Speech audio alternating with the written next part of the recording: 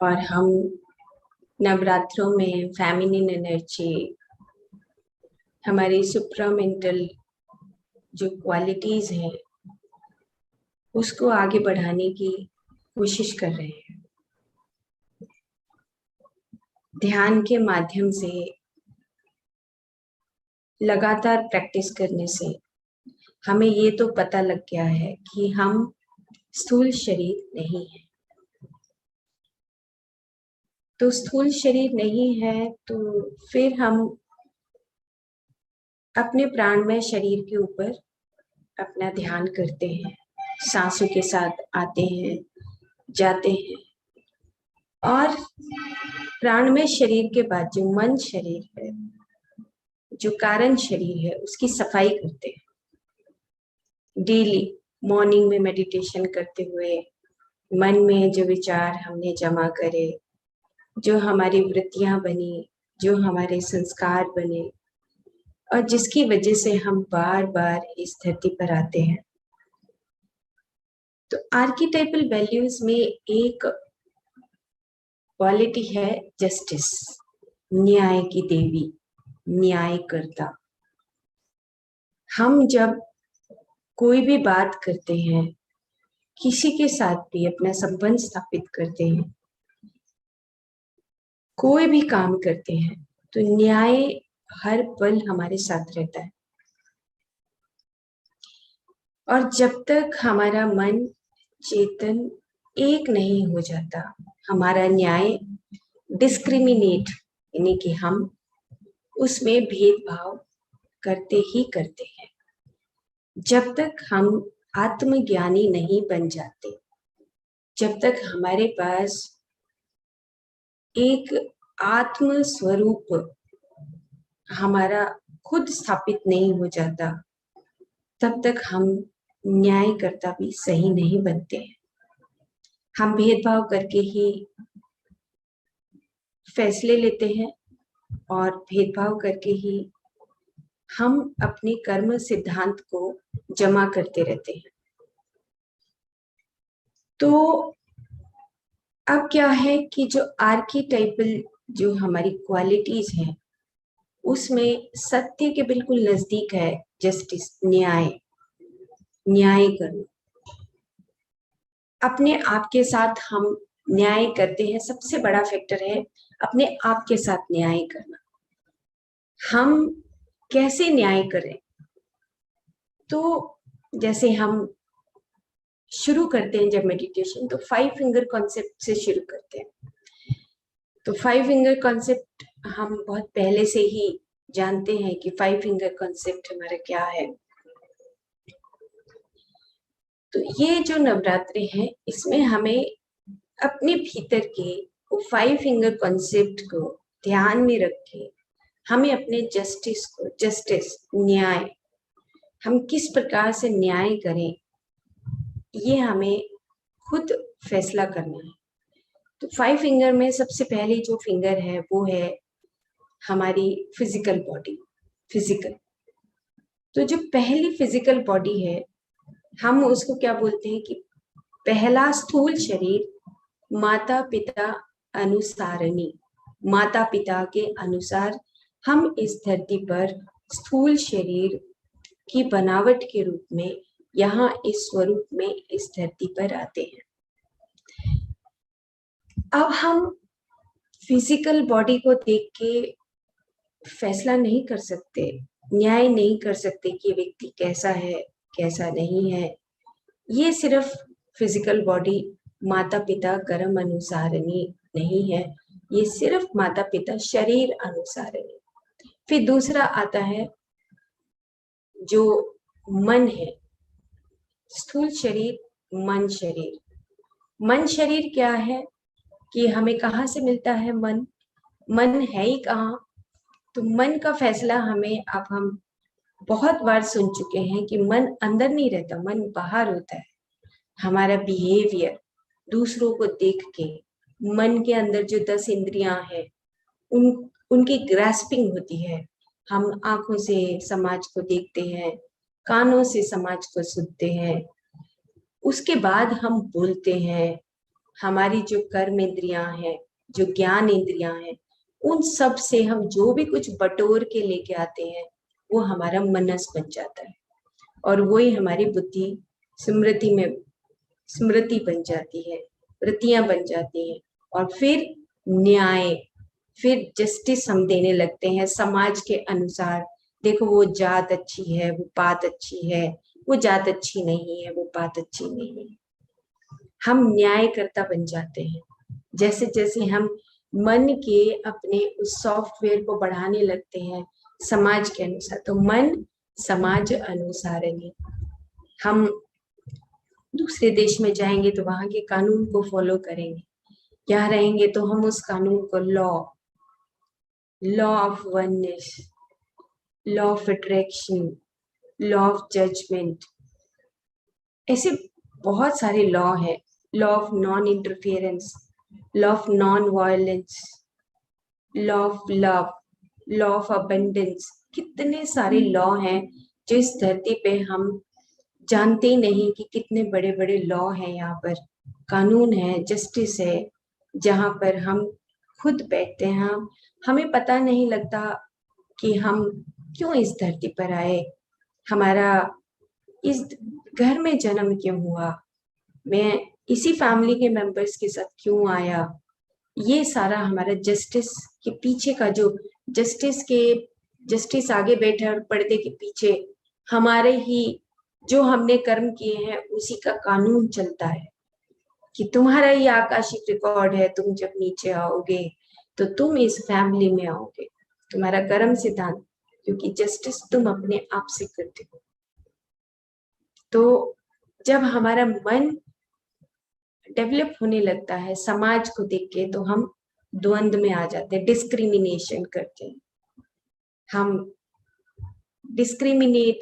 हम भेदभाव के चक्र में पड़ जाते हैं और मन धीरे धीरे विकसित होने लगता है। और जैसे जैसे मन विकसित होता है, साथ के साथ एक तरफ उसी का दोस्त बैठा है अहंकार, वो अहंकार विकसित होने लगता है। वो कहते हैं ठीक है, मैं तो विकसित हो रहा हूँ क्योंकि तुम मुझे विकसित कर रहे हो, और फिर हम गलतियां कर डालते हैं। तो जस्टिस, फिर हमारे साथ अगर कैंसर आता है तो हम कहते हैं भगवान ने अच्छा फैसला नहीं किया हमारे साथ, भगवान ने तो बहुत जाति कर दी, न्याय नहीं करता, मैंने तो इस जिंदगी में कुछ किया ही नहीं था, फिर भी मेरे को कैंसर आ गया। न्याय चाहिए हमें, उन आर्किटाइपल वैल्यूज में उस भगवान से, उन परम आत्माओं से हम न्याय मांगते हैं, न्याय।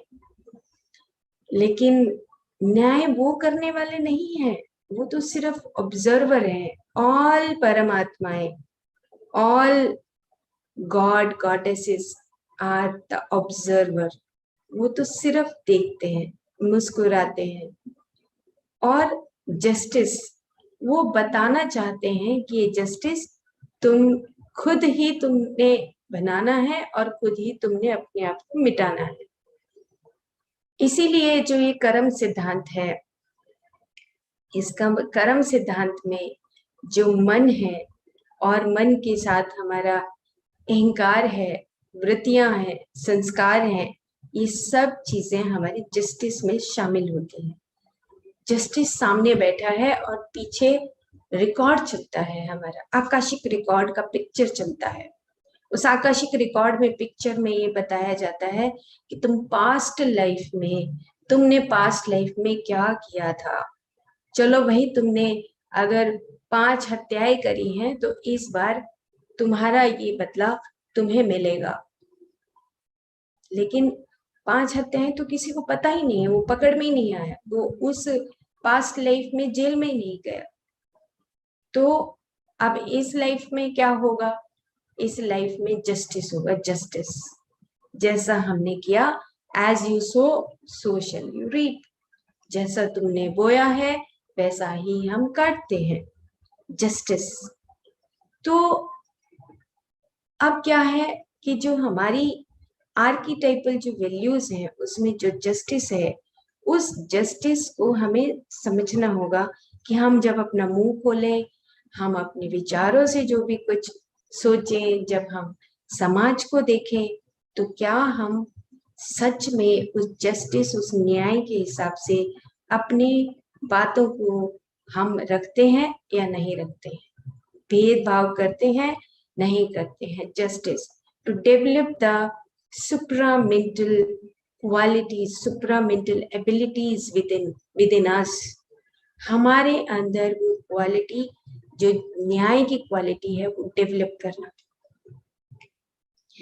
तो अब क्या होता है कि जब मन बनने लगता है, अहंकार पनपने लगता है, अहंकार जितना बहुत बड़ा हो जाता है, उसके बाद फिर आता है पहला शरीर हो गया, फिर मन हो गया, फिर बुद्धि हो गया। अब बुद्धि क्या है? बुद्धि कर्म अनुसारिणी, बुद्धि कर्म अनुसारिणी। बुद्धि कैसे आती है? कर्मों से आती है। आप जैसा कर्म करते हैं वैसे ही आप फैसले लेते हैं। जैसा आपने कर्म करने लगे, आप कर्मों में ऊपर जाने लगे, तमस से सत्व की तरफ जाने लगे, तो वो जो बुद्धि है, intelligentsia, the power of decision, the power of selection, intelligentsia मतलब आप ऐसे पावर आपके पास आती है कि जिसमें आप फैसले लेना सीखते हैं। एक बार गलती होती है, नहीं नहीं इस बार मैंने बुराई किया था, अब की बार मैं बुराई नहीं करूंगा। अब की बार मैंने भेदभाव किया, अब की बार मैं भेदभाव नहीं करूंगा। ये पूरी धरती एक है, वननेस है। हमारे हाथ पैर बटे हुए हैं, ऐसे ही हमारे देश बटे हुए हैं। एक हमारा ये हाथ है, राइट है, एक लेफ्ट है। तो राइट में हमारा एक देश है, लेफ्ट में हमारा एक देश है। नफरत करते हैं, ये चाइना है, पाकिस्तान है। हाँ करो ना, फैसले खुद करो। And you have to discriminated in the next life incarnation. You have to be discriminated because you are doing the discrimination. तुम भेदभाव कर रहे हो।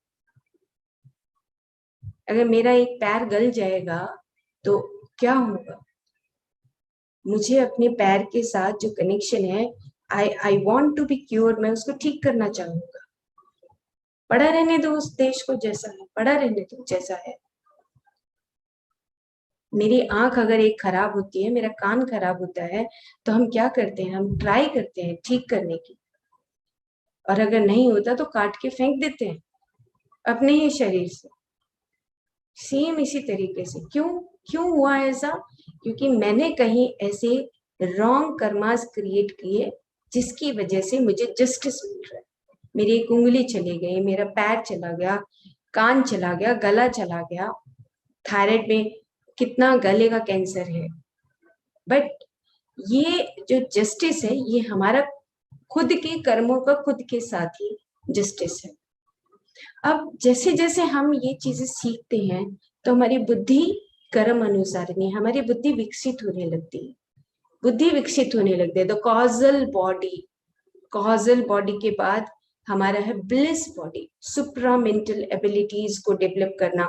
इस बार मैंने गलती कर ली, अब की बार मैं गलती नहीं करूंगा। जस्टिस नहीं, इस बार कोई बात नहीं, मेरा एक रिलेटिव आया, मेरा उसके साथ अच्छा बिहेवियर नहीं है, लेकिन अब की बार मैं अच्छा बिहेवियर करूंगा।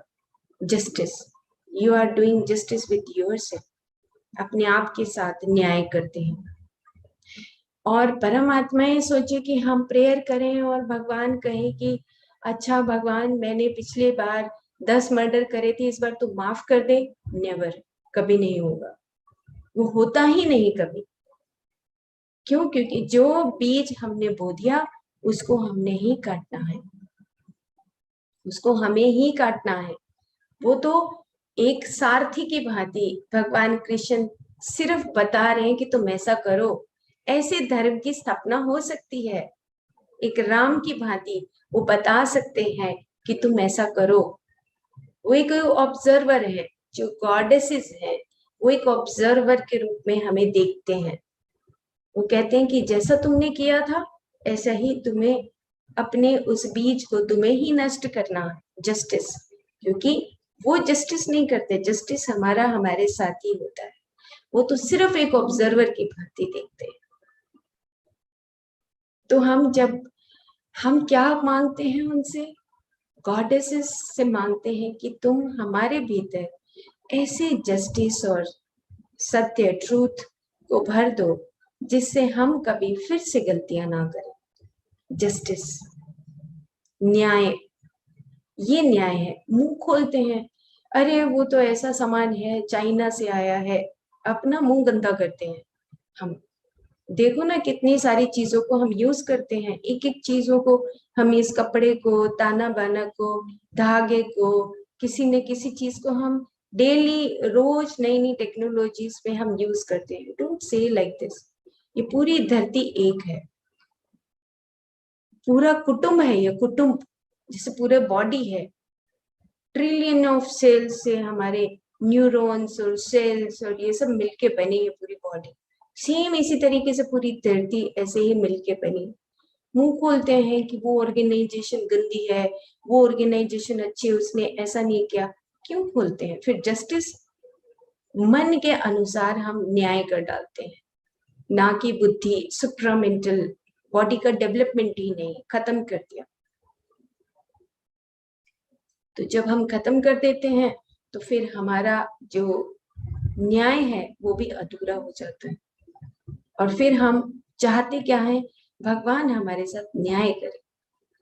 Laws of the spirit world, Khorshed Bhavnagri, उसमें वो बोलता है, उनका पड़ोसी कहता है कि तुमने न्याय नहीं किया जब ऊपर जाता है मर के, एंड वो दूसरे कंपार्टमेंट में जब जाता है, दूसरे लोक में उसको जगह मिलती है, दूसरे कंपार्टमेंट में जगह मिलती है, और वो कहता है कि नहीं नहीं, मास्टर्स को ऊपर बोलता है कि तुमने न्याय ठीक नहीं किया।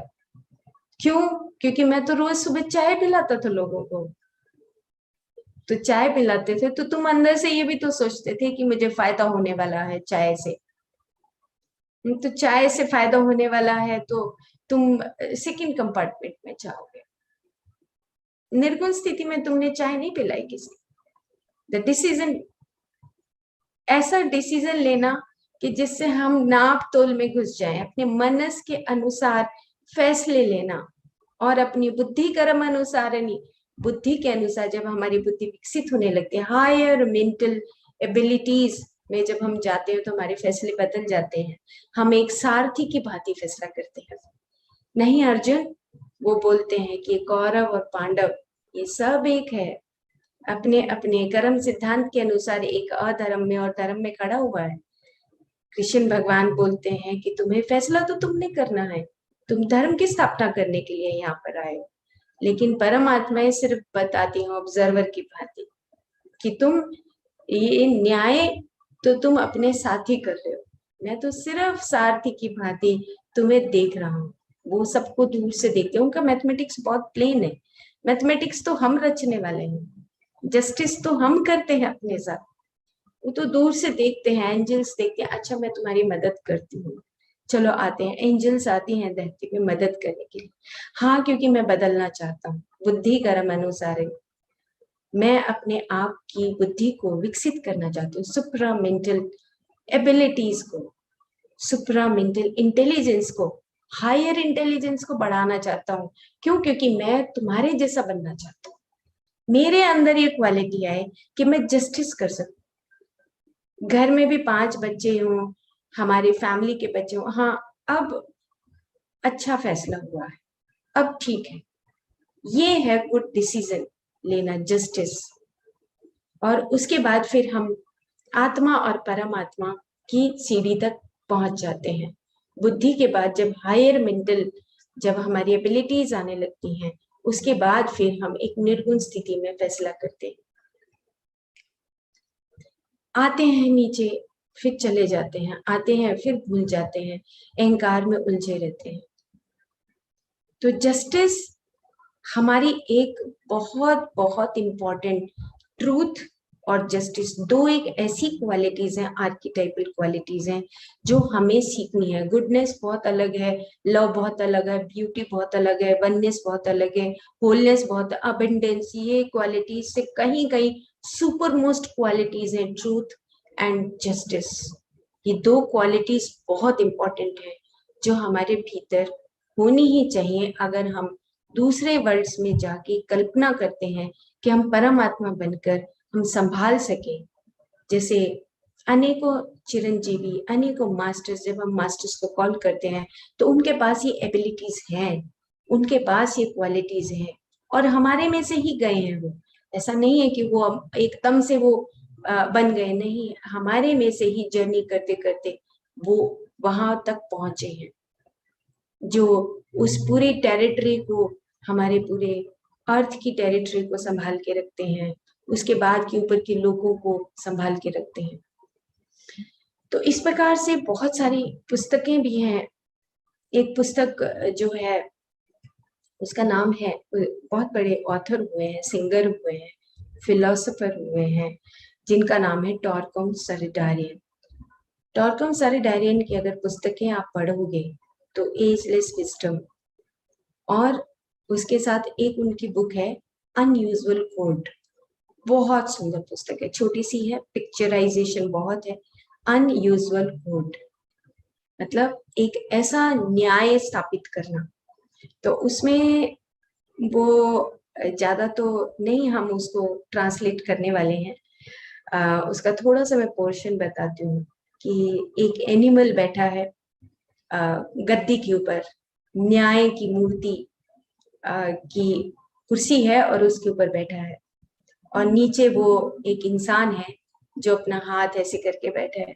हाँ, आप फैसला कर रहे हैं मेरा, ऐसे एक मनुष्य नीचे बैठा है और एक एनिमल ऊपर बैठा है। तो और भी बहुत सारे एनिमल्स हैं, और वो जो मनुष्य है वो उसकी कुर्सी के बिल्कुल सामने बैठा, वो पिक्चर ऐसी ही पिक्चर बनाई हुई है। तो उसमें वो जो गॉड है, वो बकरा है, वो फैसला करता है, बताओ तुमने कितने मांस मीट, कितने जानवर खाए। तो मनुष्य कहता है मैंने तो कुछ ही सालों से मैं खा रहा था हजूर, लेकिन मेरे पास बहुत पैसे हैं, अब की बार तो मुझे माफ कर दो। तो गॉड जो है उधर देखता है और पूछता है अपने जो और लोग हैं, एनिमल्स हैं, उनसे पूछता है बताओ ये मनुष्य ऐसे बोलता है तो इसका क्या फैसला करें।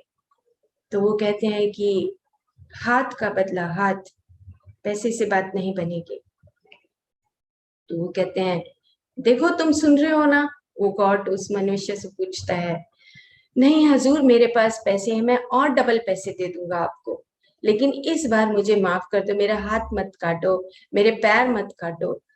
तो फिर से वो गॉड उधर देख के बोलता है कि बताओ तुम क्या चाहते हो। तो फिर से वो बोलते हैं कि हाथ का बदला हाथ से, आंख का बदला आंख से, पैर का बदला पैर से, पैसे से बात नहीं बनेगी। तो अनयूजुअल कोड इतनी सुंदर पुस्तक है टॉरकम सरिडारियन की। मैं चाहूंगी कि आप में से कोई भी मास्टर उसको तैयार करे, और लगभग 20-25 पेज ही है, ज्यादा पेज नहीं है। इतनी सुंदर पुस्तक है, इंसान का जो दिल है ना वो खोल उठता है यहाँ से कि हम कितने गलत फैसले करते हैं।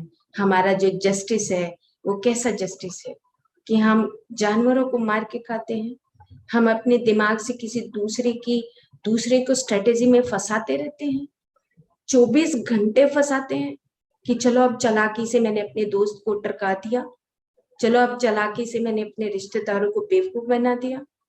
और फिर हम जस्टिस की कल्पना करते हैं कि हम मेडिटेशन करने के माध्यम से हम अपनी सुप्रामेंटल इंटेलिजेंस की विंडो को खोल पाएंगे ताकि हम ब्लिस बॉडी, आनंदमय शरीर को प्राप्त कर लें।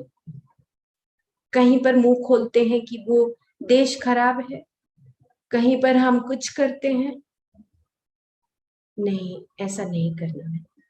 जस्टिस, आप अपना न्याय अपने आप के साथ करते हैं, दैट इज द कर्म थ्योरी। कर्मास, हमारे रोग, हमारे संताप, दुख, पीड़ा, ये सब हमारे जस्टिस सामने बैठा है, और हम उसके नीचे बैठे हुए हम उससे प्रेयर करते हैं कि अब की बार हम गलती नहीं करेंगे। द सुप्रा मेंटल बॉडी को अपने विकसित करना ताकि हम सही न्याय कर सकें। डॉक्टर ब्रायन वॉयस की जो पुस्तकें हैं उनकी भी बुक ऐसी ही है, बहुत बड़े डॉक्टर हैं यूएस में, many life many masters, love your self, ऐसी बुक हैं उनकी, मैसेजेस फ्रॉम मास्टर्स, जो डॉक्टर ब्रायन वॉइस की पुस्तकें हैं, वो भी जस्टिस से रिलेटेड हैं। क्यों? क्योंकि वहां पर पेशेंट की कहानी है, कि वो बताते हैं कि हाँ, पेशेंट की कहानी में कि लव योर सेल्फ, कि तुम पिछली लाइफ में तुमने क्या किया और इस लाइफ में तुम कष्ट क्यों भोग रहे हो। मेनी लाइफ मेनी मास्टर्स में बातें हैं कि हम पूर्व जन्मों में हिप्नोसिस के माध्यम से उन्होंने पता किया कि हम जैसा कर्म अपने भीतर जो बीज बोते हैं, उस बीज का जो फल है वो हमें नेक्स्ट इनकारनेशन में काटना पड़ता है। जस्टिस, न्याय।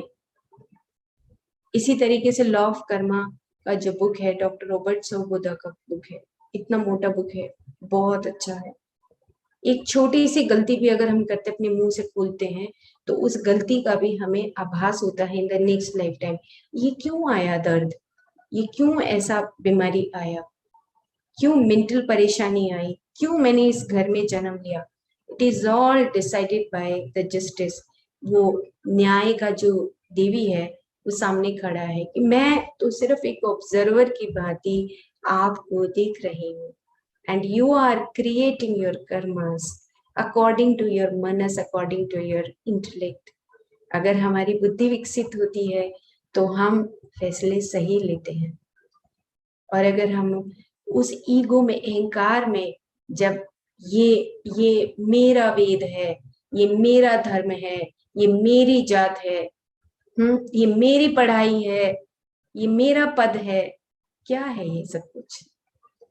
फिर फैसला हम चाहते हैं कि मेरा हाथ इस लाइफ में क्यों कट गया, मेरे पैर में इतना चोट क्यों लग गया, मेरे बैक में इतना प्रॉब्लम क्यों आ गया। Because we have created, we have grab the money, the lower chakras, Muladhara chakra, पैर का, बैक का प्रॉब्लम। लुइस एलिये का पूरा स्टोरी जस्टिस के ऊपर है। आप how can you heal your life, तुम अपनी लाइफ को कैसे हील कर सकते हो, because you have created the karmas in the Muladhara chakra, lower back problems, कड़वाहट भरते हैं हम, लिवर डिसऑर्डर्स। क्यों? क्योंकि हम जस्टिस खुद के साथ नहीं, अभी तो हम चालाकी से कर देते हैं, चलो पल भर के लिए मन हमें उलझा लेता है, पल भर के लिए अहंकार उलझा लेता है, और फिर हम चाहते हैं कि जस्टिस हो हमारे साथ। नहीं, हमें उस सुप्रामेंटल बॉडी को विकसित करना है। सत्यमेव जयते, उस सत्य को अपने भीतर, उन गुणों को हमें स्थापित करना है। सत्य को स्थापित करना है, उस न्याय को स्थापित करना है। दोनों का को रिलेशनशिप है। ये कोर्ट के जो फैसले हैं और उससे अहंकार आ जाना, कि कई बार आप जेल में जाएंगे तो बहुत सारे, मौका मिला मुझे भी जेल में जाने का, तो बहुत सारे जो ऐसे लोग हैं वो कहते हैं हमने तो कोई गलती की नहीं थी, अगर उनसे डिस्कशन करें। लेकिन अगर हम उनकी बैकग्राउंड की स्टोरी में जाएं, उनकी बैकग्राउंड की स्टोरी में दोनों का को रिलेशनशिप, द को relationship between advocate, the correlationship between the advocate and the criminal, the correlationship between the in the all team members like justice and all team members, उनका क्या correlationship है। हम कहते हैं कि ऐसा नहीं होना चाहिए था, ऐसा होना चाहिए था। हम कौन है न्याय करने वाले? हम न्याय करने वाले कोई भी नहीं, we are nothing। हमें अपना मुंह नहीं खोलना चाहिए। अगर हम अपना मुंह खोलते हैं तो शायद हम गलत डिसीजन देते हैं, जस्टिस हम गलत कर डालते हैं। क्यों? क्योंकि हम अपनी समझ से, अपनी मन से, अपने भेदभाव से हम वो न्याय देते हैं कि तुम सही और तुम गलत। तो never do these type of things in life. अगर हम इस तरह के फैसले देने लगेंगे तो हम खुद गलती कर बैठेंगे। तो इसीलिए हमारे जो स्वाध्याय है, जो पुस्तकें हैं, वो हमें जरूर से जरूर पढ़ना चाहिए। बहुत बार एक मैंने स्टोरी रिपीट की, आज फिर उस स्टोरी को एक बार फिर से मनोवृत्ति जस्टिस का जो जस्टिस है, मनोवृत्ति की स्टोरी आपने सुनी भी होगी। तो मन और मन की वृत्तियां, उसके अनुसार हम अपनी फैमिली के रिलेशनशिप, न्याय, जस्टिस करते हैं। तो मेरे साथ भी ऐसी घटना घटी आज से लगभग 16-17 साल पहले। हमारी फैमिली में हम जब किसी की बात सुनते हैं, वो कहते हैं कि वो बुरी है, तो हम भी कह देते हैं हाँ हाँ वो भी बुरी है। मेडिटेशन से पहले मैं अपना नेचर आपको मतलब बताना चाहती हूँ कि एक अच्छी व्यक्तित्व का डॉक्टर होते हुए, एक अच्छा व्यक्तित्व का पद होते हुए भी डिस्क्रिमिनेशन, थोड़ा बहुत डिस्क्रिमिनेशन रहता था क्योंकि आत्मज्ञान नहीं था। तो जब हम किसी को बोलते हैं कि वो अच्छा नहीं है, तो हम भी फैसला कर लेते हैं, बहुत जल्दी डिसाइड कर लेते हैं कि वो अच्छा नहीं है, हम मानने लगते हैं और फिर हम वैसा ही बिहेवियर उसके साथ करने लगते हैं क्योंकि वो अच्छा नहीं है। तो इस तरीके से मेरी लाइफ में भी एक ऐसा अनुभव आया और एक स्टोरी मुझे जपजी साहब के पीछे, एक मनोवृत्ति की स्टोरी मुझे मिली। उन दिनों 16, 17, 20 साल पहले की बात है। तो उस मनोवृत्ति में आप सबको शायद याद भी आ जाएगी कि एक व्यक्ति गेट के ऊपर बैठा है और एक व्यक्ति उसके आगे से निकल रहा है।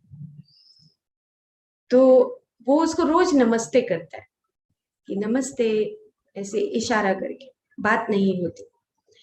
तो दोनों आपस में एक दूसरे से आंखों का उनका रिश्ता तय होता है और दोनों एक दूसरे के बारे में सोचने लगते हैं वो बड़े अच्छे इंसान है, अरे बहुत अच्छा, वो तो मेरे को विश करता है, जानता भी नहीं तो भी विश करता है। मनोवृत्ति। तो एक व्यक्ति बैठा है गेट के ऊपर और दूसरा व्यक्ति वहां से निकलता है, तो बड़ा अच्छा है। लेकिन 1 महीना, 2 महीना, 3 महीने में उनकी आंखों में दोस्ती होती है और ऐसे नमस्ते करके आगे निकल जाते हैं। लेकिन 2-3 महीने के बाद वो जो व्यक्ति है, जो जा रहा होता है वॉक करते हुए, वो आता नहीं, मिस हो जाता है। 2 महीने, 3 महीने नहीं आता। तो कुर्सी में बैठा हुआ जो व्यक्ति है वो सोचता है, अरे मैं तो पूछ ही लेता कि कहाँ से आया था, कौन था, ऐसा करना चाहिए था, तो मुझे उससे पूछ लेना चाहिए था। तो एनीवे कोई बात नहीं। 3 महीने के बाद वो व्यक्ति फिर से आता है और फिर से वॉक करते हुए निकल जाता है, लेकिन उसकी तरफ देखता नहीं है, उस जो गेट के ऊपर कुर्सी पे बैठा है जो व्यक्ति। और वो इस उसमें निकल जाता है। 1 दिन, 2 दिन, 3 दिन निकलता है। तो जो कुर्सी के ऊपर बैठा हुआ व्यक्ति है, तो बड़ा बेकार इंसान है, हाँ बात ही नहीं करता, आंखों से आंख मिला के बात ही नहीं करता, निकल जाता है सीधा। भाई, आपकी जो मनोवृत्ति है, आप फैसला ले रहे हैं, आपने 3 महीने फैसला लिया, 3 महीने से पहले कि वो व्यक्ति बहुत अच्छा है, लेकिन अगर वो नमस्ते नहीं करता है, नहीं देखता है, तो आपका ही फैसला बदल गया कि वो अच्छा नहीं है। तो लास्ट में जपजी साहब की उस कहानी में, बहुत पुराना जपजी साहब था मेरे पास, उसमें लिखा कि तुम न्यायकर्ता कौन हो?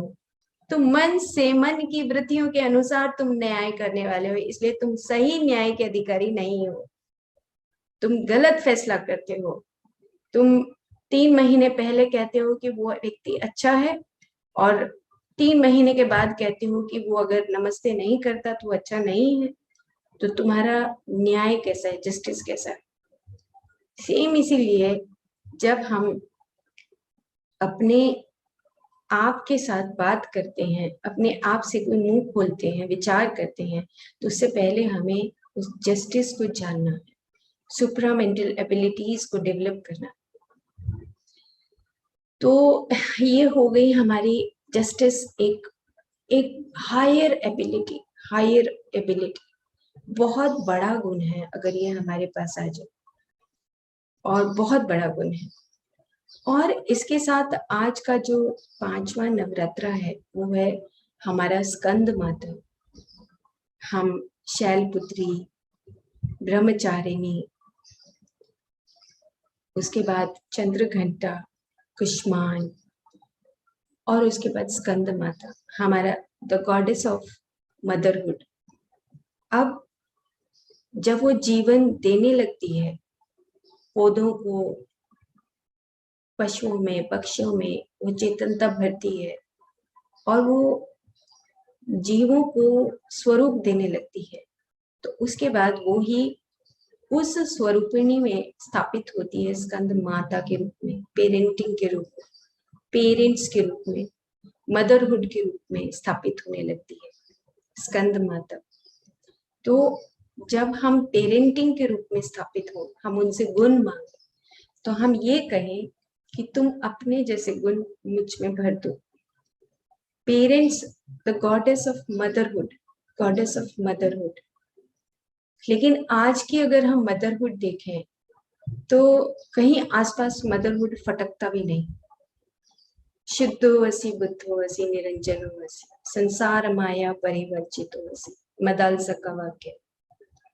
जब वो अपने बच्चे को जन्म देती है तो बोलती है तुम शुद्ध हो, तुम बुद्ध हो, शुद्धो वसी बुद्धो वसी निरंजनो वसी संसार माया परिवर्जित हो सी, संसार की माया से तुम परे हो, तुम्हें ऐसी संतान को जन्म दे रहे।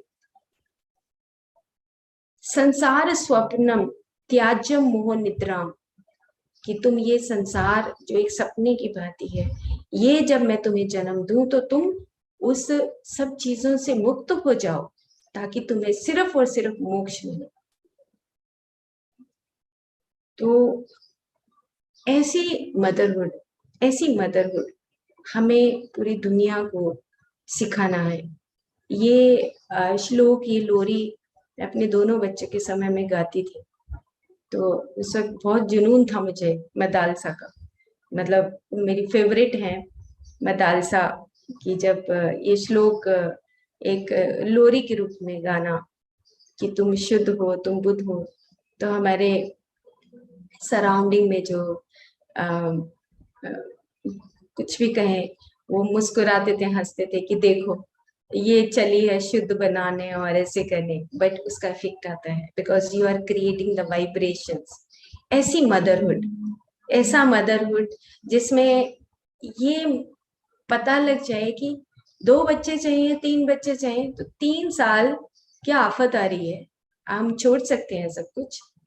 ऐसा मदरहुड जिससे हम अपने उस बच्चे के भीतर, उस आत्मा के भीतर, वो आत्मा जैसे गुणों को भर सके। क्यों? क्योंकि वो कहीं से भी ट्रेवल करके आया है सोल, क्योंकि बच्चा पेरेंट्स को चुनता है। तो पेरेंट्स का ड्यूटी क्या है, मदरहुड क्या है, मदरहुड का ड्यूटी क्या है। मेरे कुलीग हैं डॉक्टर सुनील और doctor Pavitra, both are very good, और उनका अभी एक बेबी हुआ है, 1 ईयर का हो गया, परमवीर नाम है। तो उनको एक ही बात मैंने कहा कि जो मदरहुड है ना, ये फिर वापस नहीं आएगा लौट कर।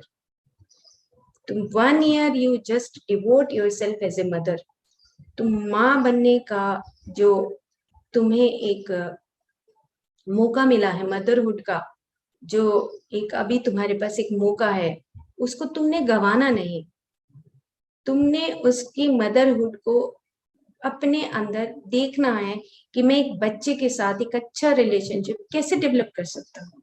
The good parenting, the goddess of motherhood. तो आज का जो दिन है वो गॉडेस ऑफ मदरहुड का है कि हम गुड पेरेंटिंग कैसे करें अपने बच्चों की। तो उसने छुट्टी ले लिया पूरा 1 ईयर का, और छुट्टी लेकर नाउ वो दोनों जो हैं, मदर और जो चाइल्ड हैं, दोनों both are developing a good relationship. उनसे हर रोज बात होती है चैट के ऊपर कि नहीं, मेरा डिसीजन बहुत अच्छा है। मैं एक मदरहुड के माध्यम से मैं जानना चाहती हूँ कि मैं सच में एक अच्छी जननी कैसे बन सकती हूँ। तो parenting, the good parenting, motherhood की क्वालिटीज को डेवलप करना, तो वो कौन कर सकता है? जिसके अंदर वो आत्मज्ञान आने लगे, बुद्धि विकसित होने लगे। तो हमारी जो आर्कीटाइपल, नो आर्कीटाइपल जो क्वालिटीज हैं, वो हमारे अंदर हमें डेवलप करनी है। बात यहाँ पर रुडोल्फ स्टीनर बोलते हैं कि बात ये नहीं है कि तुम 20 साल के हो, 30 साल के हो, 70 साल के हो, 80 साल के हो। बात ये है कि तुम्हारे भीतर जो तुम्हारे थॉट्स हैं, आइडियाज हैं, जो तुम्हारी एस्ट्रल बॉडी है, सूक्ष्म शरीर है, उसमें कौन सा सामान रख रहे हो। रुडोल्फ स्टीनर बोलते हैं, वंडरफुल वंडरफुल ऑथर, मतलब वो कहते हैं ना कि मर मिटना, मैं तो मर मिटती हूँ कि जो उनको जब सुनती हूँ। क्यों? क्योंकि वो ऐसे बोलते हैं कि तुम्हारे जो थॉट्स हैं, तुम्हारे आइडियाज हैं, आप इस इनविजिबल अदृश्य जो आपके सामने जो वर्ल्ड है, उसमें आप क्या डिसाइड कर रहे हैं, कैसे थॉट्स को रख रहे हो। You just slow your process, इतने धीरे हो जाओ कि तुम अपने विचारों को, तुम अपने आइडियाज को अपने भीतर उस सूक्ष्म शरीर में कैसे पनपा रहे हो। astral body, how you are building your astral body। तो सेम ऐसे ही हम अपनी मदरहुड में अपने हमेशा रहेंगे, मदरहुड तो हमेशा रहेगी हमारे पास। ऐसा नहीं है कि जिसके बेबी नहीं हुए तो वो मदरहुड नहीं कर सकता, ऐसा नहीं है। ये धारणाएं जो हमने बनाई हुई है ये भी टोटल गलत है कि एक माँ अगर बच्चे को जन्म देती है, नहीं, एक छोटा सा जो बच्चा है वो अपने पेट के साथ कितना केयरिंग है, वो एक माँ बाप से भी ज्यादा केयरिंग होता है। मेरे दोनों बच्चे माँ बाप से, में हमारे से ज्यादा केयरिंग है पेट को लेकर। तो क्या उनके अंदर मदरहुड नहीं है, फादरहुड नहीं है? They have the fatherhood and the motherhood. क्यों? क्योंकि उनके पास वो प्यार है, प्रेम है, वो प्रेम बांटते हैं पेट को, इतने आराम से उनको देखभाल करते, केयर करते हैं। सो मदरहुड और पेरेंटहुड ऐसा नहीं है कि जो सिबलिंग्स जिसके जो जन्म दे वो ही एक अच्छी मदरहुड कर सकते, नहीं, ये कंसेप्ट भी हमारा गलत है। देवकी और यशोदा की अगर हम कहानी याद करें तो बिल्कुल क्रिस्टल क्लियर हो जाएगा कि दोनों के पास ही इतना पावर था। 6 बार 7 बार गर्भ को गिराकर और फिर से बच्चे को जन्म देना, कितना पावर होगा उसके अंदर, कैसी माँ होगी वो। और फिर यशोदा ने उनका पालन किया, कैसी माँ होगी। तो यहाँ पे मदरहुड को मतलब हम मातृत्व भाव, हमारा सटल बॉडी, हमारे सूक्ष्म शरीर के अंदर वो गुणों का निर्माण होना, वो वैसे गुण डेवलप करना, स्कंद माता वैसी आर्किटाइपल जो गुण है, क्वालिटीज हैं, उनको डेवलप करना। खैर ये जो चैप्टर्स हैं बहुत बड़े हैं, अंदर से कुछ कुछ ऐसे आता रहेगा, और बहुत अच्छे टॉपिक हैं, बहुत अच्छे। मदरहुड इटसेल्फ एक बहुत बड़ा सब्जेक्ट है, और ये जरूर से जरूर हम आगे आने वाले समय में इसको विकसित करेंगे, ताकि ये एक दिन में नहीं, एक एक महीने ऐसे सब्जेक्ट होने चाहिए जिससे हमारे अंदर सच में वो मदरहुड, फादरहुड, पेरेंटहुड, ये इस तरीके का हमारे अंदर खुद वो गुण डेवलप हो सके।